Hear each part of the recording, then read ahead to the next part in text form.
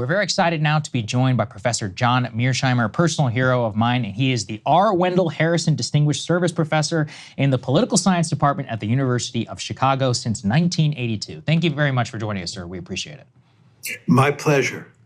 So, Professor, you're well known in many circles for being a well-known scholar on realism, but recently, I would say, you've really come into a special relevance with the collapse of the liberal international system and of how we are to deal with it, especially with the flare-ups of Israel and Ukraine. We wanted to start, actually, on the issue of Israel. I read your book, The Israel Lobby, many, many years ago. It really opened my eyes as to the influence here in Washington. But what I really like to know from you is how the U.S. policy vis-a-vis Israel since October 7th has only further isolated the United States, both in terms of Israeli action and in terms of Israeli policy. Well, I think there's no question that the United States, in large part because of the Israel lobby, has been joined at the hip with Israel. And after October 7th, when the Israelis decided to go on a rampage in Gaza, the United States fully supported the Israelis. Many Israeli generals have made it clear that they could not conduct this offensive against the Palestinians in Gaza without the material support, and here we're talking mainly about weaponry, that the United States is providing them. And furthermore, we're providing them with diplomatic cover. So the United States is complicitous with what Israel is doing in Gaza. And this is hardly surprising, given the power of the lobby in the United States. I wanted to get your reaction to recent events. So we've had many quite significant factors emerge recently. We have the ICC signaling they're likely to issue arrest warrants for Netanyahu and, in addition, Defense Minister Yoav Gallant. You have the ICJ just recently issuing yet another injunction, basically saying you cannot go into Rafah. You had Biden sort of weakly signaling this red line and pretending at least like he was going to halt weapons shipments if there was what he described as a quote-unquote major invasion of Rafah. You have 3 more European countries coming out and recognizing a Palestinian state. And yet, in spite of all of that, or perhaps because of some of that, you still have the IDF going forward. We saw this horrific massacre of Palestinians who were displaced in a safe zone inside of their tents, at least 45 killed. What do you make of the Israeli calculation at this point and the moment that we're in right now?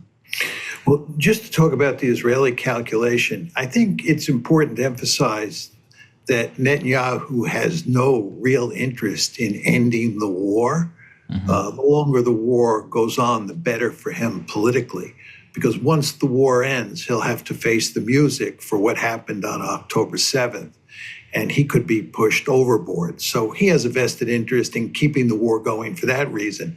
Secondly, he's committed to defeating Hamas completely. He's committed to winning a decisive victory. I don't believe for one second that he can do that, but if he's going to attempt to do it, he has to go into Rafah. So to defeat Hamas, in his mind, it's necessary to go into Rafah. Now, with regard to why he did it, given all the international condemnation of Israel's behavior towards the Palestinians in Gaza in general, and especially with regard to what's happening in Rafah, he just doesn't care. It doesn't matter to him what world opinion says one way or the other, as long as the United States backs him, as long as the United States has his back. And Joe Biden has his back, and he knows full well that if Trump gets elected in November, the Trump will have his back as well. So he's free to do whatever he wants. And given that he has a vested interest in continuing this war and trying to defeat Hamas, we go on and on. Professor, how do you see, in the short term, obviously, they're going to have the back of the U.S. The U.S. is the dominant power in the world. But the increasing isolation of both the United States and Israel, what does that look like for Israel in the medium to long-term future? Are they going to be an international pariah state? How do you see the evolution of the international system with respect to Israel over time? Well, I think it's very important to emphasize that independent of what's going on in Gaza, Israel is an apartheid state. And here we're talking about Greater Israel, which includes the West Bank, and Gaza, which are part of Greater Israel for sure.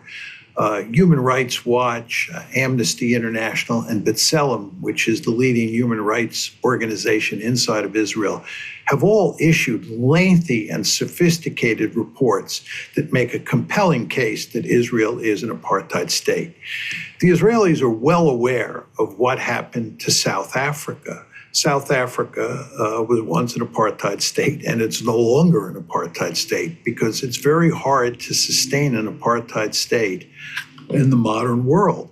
So Israel has real problems moving forward because it's an apartheid state, and it has no way at the moment of getting out of that situation. When you marry that to the fact that Israel is committing genocide in Gaza, and by the way, if you don't think Israel is committing genocide in Gaza, you at least have to admit that they're engaged in mass murder and that they're attempting to starve the Palestinians in Gaza. What they're doing in Gaza is absolutely horrible. I would call it a genocide. So what you have here is an apartheid state that's engaged in genocide. And the question you have to ask yourself is, what is the long-term viability of a state that fits that description? Mm-hmm. And I would argue over the long term, this presents enormous problems for Israel. And one can argue that the survival of Israel will be at stake if it doesn't change its ways. Could you talk a little bit about how you came to the conclusion that this isn't just a mass slaughter, that it does in fact meet the definition of genocide, and whether you see that determination as being significant? Well, at first I didn't think it was a genocide. I thought there was no question that the Israelis were inflicting significant punishment on the civilian population of Gaza. And it was clear in the beginning that what they were trying to do was they were trying to ethnically cleanse Gaza. You want to understand that if the Israelis were able to cleanse Gaza, they would solve the apartheid problem. And that's true, of course, with regard to the West Bank as well. If Israel could cleanse Gaza and the West Bank of Palestinians, they would solve the apartheid problem. So I think from the beginning, what the Israelis were doing in Gaza was they were trying to cleanse Gaza. They were trying to drive all the Palestinians out. And the way they tried to do that was by making the place unlivable. So they were killing huge numbers of Palestinians. They were destroying their homes. They were destroying schools. They were destroying cemeteries. They were destroying government buildings. They were destroying mosques. And at a certain point, it became clear, right, that this was genocide, that they were trying to kill an enormous number of people in Gaza for the purposes of cleansing Gaza. And then you marry on top of that the fact that they were starving the population. They were greatly limiting the amount of food and water and fuel and medicine that could come into Gaza. And all of this was for the purpose of making the place unlivable and killing large numbers of Palestinians. And this is what led the International Court of Justice in January to say that there was enough evidence to make a plausible case that Israel was committing genocide. And I think, having looked very carefully at the case, that the evidence is quite clear that this is a genocide. Professor, what standing has the U.S.-Israel relationship had, what effect has the U.S.-Israel relationship had, especially post-October 7th, on the U.S.'s standing in the international community and in the world? How negatively do you think it's affected the U.S., and what are the long-term impacts in terms of our own policy and standing? Well, I think it's done significant damage to our reputation. I think that outside of the West, Most people believe that this is a genocide. And again, if you don't believe it's a genocide, it's at least mass murder. This is certainly a crime against humanity, what the Israelis are doing in Gaza. But I think most people outside of the West believe it is a genocide. And I think most people believe correctly that the United States is complicit in this genocide. And the end result is that's going to do enormous damage, not only to Israel's reputation, but to our reputation. Then to take it a step further, as you both know well, the United States privileges the liberal international order, or the rules-based order. We believe that international law, international rules really matter.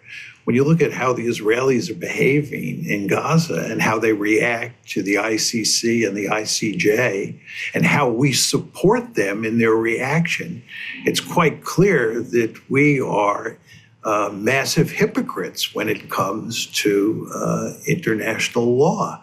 And this, too, damages the United States. The United States basically created the international liberal order. It has a vested interest in making it work.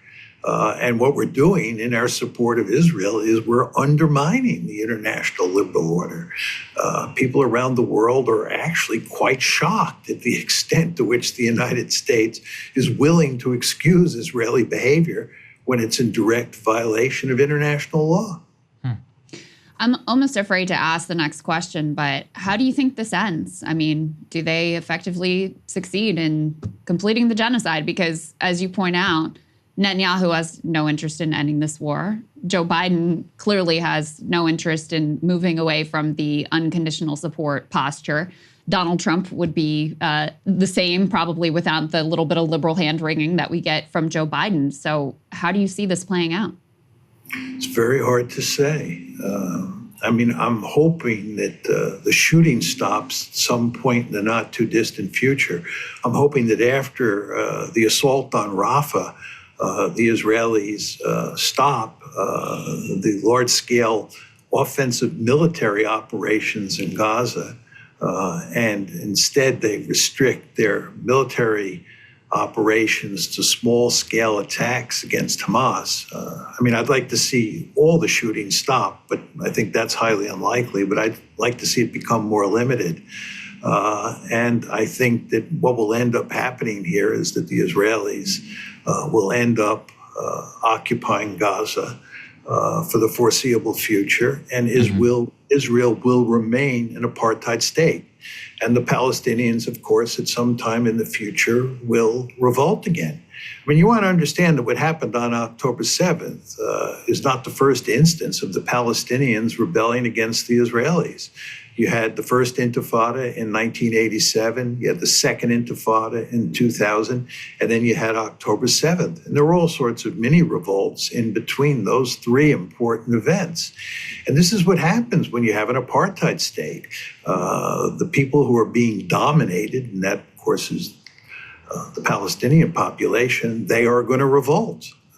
And therefore, I think that we can expect to see trouble for as far as the eye can see.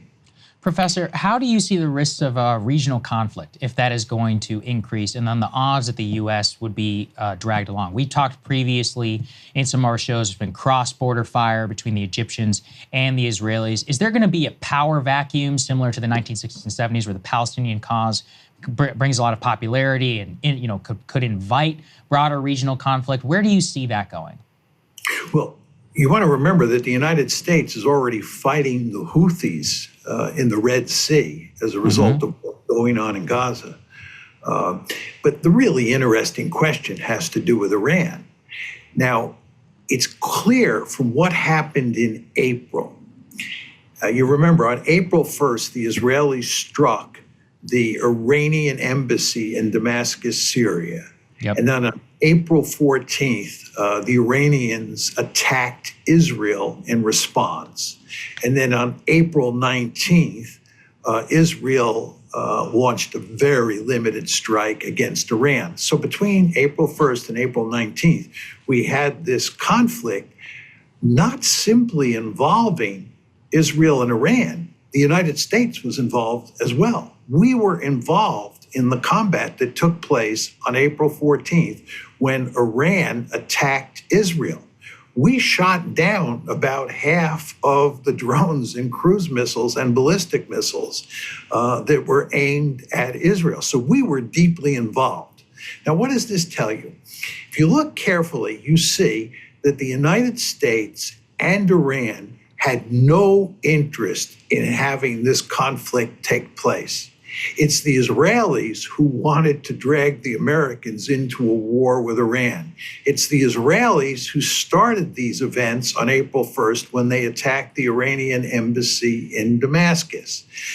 Then, after April 1st, the United States and the Iranians went to great lengths to make sure that the conflict did not escalate to the point where you had a war between the United States and Iran. We don't want a wider conflict in the region. We're not happy about the fact that we're fighting the Houthis. We certainly don't want a war with Iran, and we don't want a war with Hezbollah either.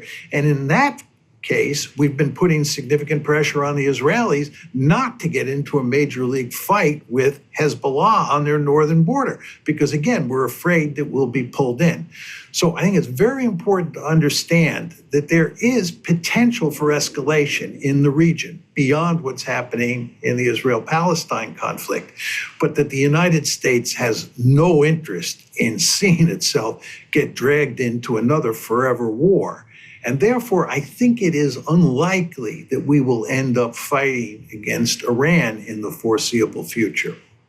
Do you see any Israeli domestic political considerations that could, and pressures that could lead to some sort of a ceasefire agreement in the short term? You had both Benny Gantz and Yoav Gallant coming out, Gantz specifically issuing these series of ultimatums. Looks like he's preparing to exit the war cabinet on June 8th. You have massive protests. You know, there isn't a lot of disagreement about the prosecution of the war, the treatment of Palestinian civilians per se, but there is massive friction over the pursuit of a hostage deal. Do you think that any of those things could bring this conflict to a close, the at least the micro conflict that's being engaged in right now? Well, as you point out, there are, very powerful centrifugal forces inside of Israel that threaten the Netanyahu government and at first glance appear to push in the direction of some sort of ceasefire. But I would just say that if you watch Benjamin Netanyahu in action, he is something of a magician when it comes to maintaining his position in power. There's no question that, his war cabinet is deeply unhappy with the fact that he has no plan for how to run Gaza once the shooting stops. It's very clear that the hostage problem is causing him enormous trouble. But again, he is something of a magician, and I would not bet a lot of money that he's toppled anytime soon. I would also note that if he is toppled, it won't matter that much. The fact is that, Netanyahu is not an outlier here. Many liberal American Jews like to make the argument that the real problem here is Benjamin Netanyahu, and if only we can get rid of Benjamin Netanyahu, we'll live happily ever after. I think this is not the case. I think that Netanyahu has views that are, similar to Benny Gantz's views, similar to Yoav Gallant's views. I mean, he's not an outlier. And in fact, if you look at his entire cabinet, he has a number of people who are far to the right of him. He looks like a centrist in the context of his own cabinet. The fact is that Israel is a remarkably hawkish state. The Israel that I knew when I was a young boy and a young man has gone away. It's moved steadily to the right over time. And I believe with the passage of time, it will move even further and further to the right. This is a hawkish country that has extremist views towards the Palestinians. Yeah, that's one of the only countries where younger people are actually more hardline, more hawkish, more right-wing than older populations. I wanted to ask you about Joe Biden to the best that you can assess.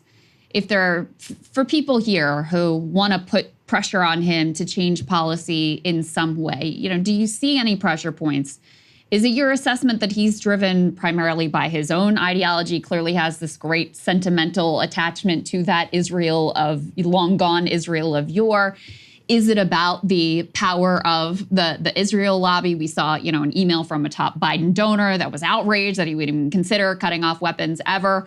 Or is it, is it a political calculation where he thinks there's more to be gained from being very pro-Israel than to be gained by, having a more sympathetic view towards the Palestinians and reflecting what the overwhelming majority of the Democratic base wants to see? How do you assess those things? What would your assessment be of potential pressure points on Joe Biden himself? I think there's no question that Biden is profoundly committed to Israel. He is an arch Zionist, and he self-describes as an arch Zionist. So no question about that. At the same time, I think he believes that the Israelis have gone too far in Gaza, and it's not good for Israel to continue on the path that it's now on. And I think he believes you can be an arch Zionist, you can be deeply committed to Israel, and you can still think that Israel should change its behavior in Gaza. So I think there is a difference of opinion between Benjamin Netanyahu and Joe Biden at this point in time on moving forward in Gaza. However, the problem he faces is the lobby. If he does anything that puts pressure on Israel to change its behavior in Gaza, the lobby is going to land on him like a ton of bricks. And this would be disastrous for him in terms of getting reelected in November. He has an election coming up. And the last thing he wants to do is antagonize the Israel lobby because he's fully aware how powerful it is. At the same time, because he's a Democrat and because the Democratic Party has a large constituency of progressives in it who are outraged by what Biden is doing vis-a-vis Gaza, he has to go to great lengths to try to appease those people so that they don't vote against him or stay at home in November. So what you see is that Biden is caught between a rock and a hard place. If he tilts towards Arab American sentiments, the lobby will punish him. And if he continues to support Israel hook, line, and sinker, the Arab Americans and the progressives more generally will punish him in the fall election. So he's in a sort of damned if you do, damned if you don't situation. And he could very well lose the election because of this. Certainly possible. So I want to switch gears a little bit to Ukraine and to check in on where we are now. You were possibly one of the most maligned people in the foreign policy world at the outbreak of the conflict, even though you'd long been and writing about the fact that it was in fact NATO expansion and U.S. policy vis-a-vis Russia, that it was a contributing factor to the Russian invasion of Ukraine. Several years now into U.S. policy and many of the Ukrainian stalled so-called counteroffensive and ongoing Russian gains, how do you assess the situation in Ukraine today? Oh, I think the Russians are clearly in the driver's seat. The balance of power, I think, through most of 2022 favored the Ukrainians and the West on one side over the Russians. In late 2022, the Russians began to mobilize in a serious way. And then in 2023, over the course of 2023, the balance shifted in significant ways towards the Russians. And now in 2024, we're 5 months into 2024, the balance continues to shift more and more in Russia's favor. And if you look at what's happening on the battlefield, the Russians are really pounding the Ukrainians. The Ukrainians are in deep trouble. This is a war of attrition. This is basically, Muhammad Ali and Joe Frazier standing toe-to-toe and beating the living daylights out of each other. Two big armies just pounding each other. And the question is, which army is going to bleed the other army white first? And it is, to me, manifestly clear that the Russians are bleeding the Ukrainian army white, and the Ukrainians are not able to do much to the Russians anymore. And the reason for this is that the balance of manpower and the balance of firepower, these are two indicators that really matter in a war of attrition, decisively favor the Russians. The Russians have an enormous advantage in artillery. They have an enormous advantage in air power. Those two things add up to say they have an enormous advantage in firepower being air power plus artillery put together. And then if you look at the manpower balance, the Russians have a significant advantage there. You know, the average age of a Ukrainian soldier on the front lines is 43 years old. Yeah. 43 years old. Combat is designed for young men and now young women, right? You want people in their 20s. You don't even want people in their 30s. The idea that the average age of a soldier on the Ukrainian side is 43 years old is hard to believe. Furthermore, you have a significant problem with draft dodging inside of Ukraine. All sorts of young Ukrainian men fully understand that Ukraine is doomed and they don't want to die in a lost cause. Therefore, it's very hard for the Ukrainian military to mobilize people. Moreover, you have a huge number of Ukrainian men who are of draft age who are in the European Union and don't want to come back to Ukraine and fight. So the Ukrainians are at a significant disadvantage in terms of the balance of soldiers on the front line. And as I said before, they're at a significant disadvantage in terms of the balance of firepower. And this is a war of attrition. So they are being clobbered on the battlefield day by day. And eventually that military is going to suffer a significant defeat. They're going to be in a position where they can no longer carry on the war. What do you think the political calculation is in Washington at this point? Because, you know, from an outsider vantage point, I think in the early days, back when there was potential peace negotiations on the table, there was a lot of arrogance. There was a thought, no, we can push for a total victory. Then we had the counteroffensive and all the hopes surrounding that. That's when Ukraine is going to be able to take back significant amount of terrain. That obviously didn't happen. Now there doesn't even seem to be a narrative about how this is going to play out and how it's going to result in anything other than disaster. So what do you see as Washington's political calculation being at this point? Well, in terms of a purely political calculation, I think, given that the election's coming up in early November, the administration wants to make sure that Ukraine does not suffer an obvious defeat before early November, before the election. Mm-hmm. Yep. They would go to great lengths to prevent that from happening. I think the story that people tell themselves, which they probably don't believe very much anymore, is that if Ukraine can hold out in 2024, by 2025, all of this weaponry that we have in the West that we're building for Ukraine will be available, and we can shift it or we can send it to Ukraine in 2025, and that will shift the balance back in favor of Ukraine.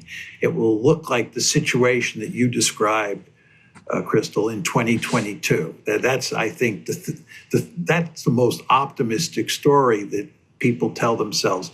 But my sense is that deep down at this point in time, most people fully understand that Ukraine is doomed, that the only interesting question at this point in time is how much territory are the Russians going to capture before this turns into a frozen conflict. But there's really no way to rescue the situation here. The Ukrainians are simply doomed. They can't fix the manpower problem. And with regard to the weaponry problem, we don't have the weaponry to give them. And we're not going to be able to spin up the industrial base to provide them, even in 2025, with enough weaponry to rescue the situation. But again, even if we give them the weaponry, they have a huge manpower problem. And the Russians just get stronger and stronger. Putin is on a roll. The Russians are on a roll. So I think that what you're going to see here is what I call an ugly Russian victory. Mm-hmm.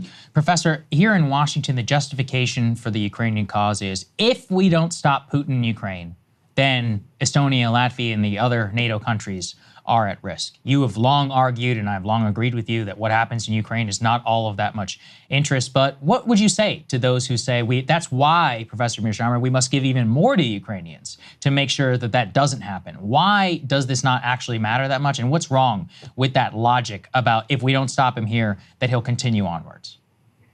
Well, first of all, I don't even think that Putin is interested in conquering all of Ukraine. He's never said that he's interested in conquering all of Ukraine. And in fact, he's told the Ukrainians in recent months that the great danger to them is that Romania and Poland and countries on Ukraine's western border may someday take territory in western Ukraine that once belonged to them. It's very important to understand that a huge chunk of western Ukraine once belonged to Poland. Right. And there are a number of Poles who would like to get that territory back. I'm not arguing that Poland is operating on the basis that it can get that territory back. But nevertheless, Putin has said that there is a danger that this will happen. That indicates to you that he is not planning to take Western Ukraine. And indeed, he would be crazy to take Western Ukraine because it's filled with ethnic Ukrainians who hate Russians. And he would have a major insurgency on his hands if he tried to conquer all of Ukraine. So he's not even going to take all of Ukraine. He's never been interested in taking all of Ukraine. Now, the idea that he's going to then, go conquer countries in Eastern Europe, he's never indicated any interest in that. And by the way, during the Cold War, the Soviet Union occupied all of Eastern Europe. It was a nightmare. The Soviets have been there, done that, and it did not work out very well. The last thing they want to do is start occupying countries in Eastern Europe so they can do Hungary 56 again, Czechoslovakia 68 again, East Germany 53 again. The problems that they had with the Poles were legion. The problems they had with the Romanians and the Albanians were even worse. I mean, the idea that they want to conquer territory and recreate the Russian Empire in Eastern Europe is just not a serious argument. It's standard threat inflation that we engage in here in the West, all for the purposes of getting the public to support continued support of Ukraine. And but again, this is just not a serious threat. Professor, at the beginning of this conflict, we really threw the kitchen sink at Russia in terms of sanctions, made it maybe the most sanctioned country on the entire planet. I'm not going to say that those sanctions didn't bite at all, but the Russian economy seems to be doing fairly well in spite of those massive coordinated Western sanctions. What is the significance of the failure of that sanctions regime here? It's very significant. I mean, if you go back to 2022, when the war first started, and as we were talking about before, it looked like the Ukrainian military was doing very well against the Russian military in 2022. It was that factor, plus the fact that we thought that the sanctions would work, and we thought the sanctions would bring the Russians to their knees. So it was the combination of a belief that the sanctions would work, combined with the success of the Ukrainian military on the battlefield in 2022, that led us to think that we could win the war against Russia. You want to remember that there were peace negotiations that started immediately after the war began in February. These were the famous peace negotiations between Zelensky's side and Putin's side in Istanbul. And it looked like the two sides were going to work out an agreement. This was in March, early April of 2022, and the war started on February 24th, 2022. So it looked like the war was going to be brought to an end. It's now quite clear that the West, and here we're talking mainly about the United States and the British, told the Ukrainians to walk away from the negotiations. And why did they do that? They did it because the West thought that Ukraine could defeat the Russians on the battlefield, number one, and number two, that the sanctions would do grave damage to the Russian economy. Then in the fall, you remember, after the Ukrainians had been successful on the battlefield in two big areas of eastern Ukraine. General Milley, who was then chairman of the Joint Chiefs of Staff, said it's time for peace negotiations. Yep. This is the high watermark for the Ukrainian military. This is what General Milley said in the fall of 2022. He understood the Ukrainians had done quite well on the battlefield, but now was the time to reach some sort of agreement or settlement with the Russians, because, again, this was the high watermark for the Ukrainian military. That's what he thought, correctly, of course. But the White House said absolutely not and told General Milley to stop making these arguments in public.